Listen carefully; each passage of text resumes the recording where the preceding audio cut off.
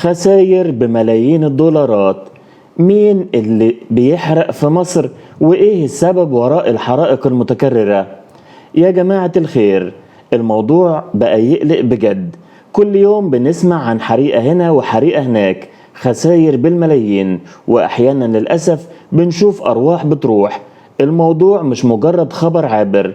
ناس كتير بتقول ان الحرايق دي بفعل فاعل، ناس كتير بتقول ان الاخوان، ناس كتير بتقول ان في ناس عايزة تخرب. ودي ظاهرة بتتكرر بشكل مخيف، زي ما حصل في سنترال رمسيس اللي فضل مولع لأكتر من 20 ساعة. تخيلوا، مركز اتصالات رئيسي في البلد ده لوحده كارثة. القصة مش بس في سنترال رمسيس، ده في نفس الفترة كانت في حرايق في فنادق ومصانع ومراكز تجارية في اسكندرية وفي الجيزة وفي دمياط.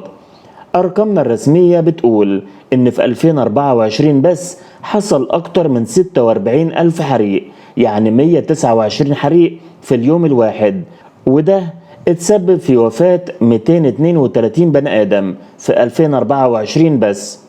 طيب، من 2010 لحد 2020 مصر كان فيها أكتر من 438 ألف حريق، بخسائر في الممتلكات وصلت ل 3.6 مليار جنيه. تخيلوا الأرقام دي. طيب إيه الأسباب دي يا عالم؟ الإحصائيات بتقول إن النيران الصناعية دي أكبر سبب، وكانت نسبته 31.6. يعني إيه النيران الصناعية دي؟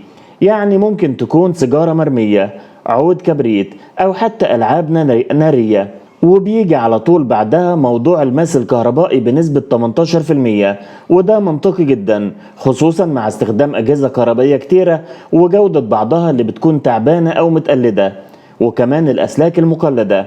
الموضوع مش بس كده، الخبراء بيقولوا إن السلامة المهنية في أماكن الشغل أوقات كتير بتكون مضروبة. يعني ايه؟ يعني مثلث السلامة اللي هو العنصر البشري ومواد الانتاج وبيئة العمل بيكون فيه خلل. ممكن نستخدم خامات رديئة في التصنيع، او حتى مفيش صيانة دورية لأجهزة الانذار والاطفاء اللي بتكون موجودة. وفي سبب جديد بدأ يظهر بقوة، وهو التغيرات المناخية ودرجات الحرارة اللي بتزيد بشكل جنوني، بتخلي الناس تستخدم تكييفات وتبريد أكتر، وده بيحمل على شبكة الكهرباء وبيزود فرص الحرائق.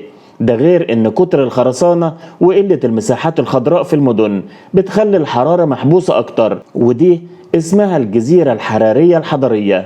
كمان في كلام مهم عن قلة محطات الدفاع المدني والإطفاء مقارنة بعدد السكان والمباني. يعني القاهرة لوحدها فيها أكتر من 10 مليون نسمة، وعندها 85 مركز إطفاء بس، و112 عربية إطفاء. هل ده كفاية؟ غير كمان غياب الوعي الشعبي وازاي نتصرف وقت الحريق، وضعف التشريعات اللي بتخص السلامة والإنذار. الموضوع مركب ومعقد ومحتاج وقفة جادة من كل الأطراف. كل واحد فينا عليه دور، سواء في بيته أو في شغله. وسؤال في الآخر، في رأيك ايه أهم خطوة ممكن ناخدها كأفراد عشان نقلل خطر الحرائق دي؟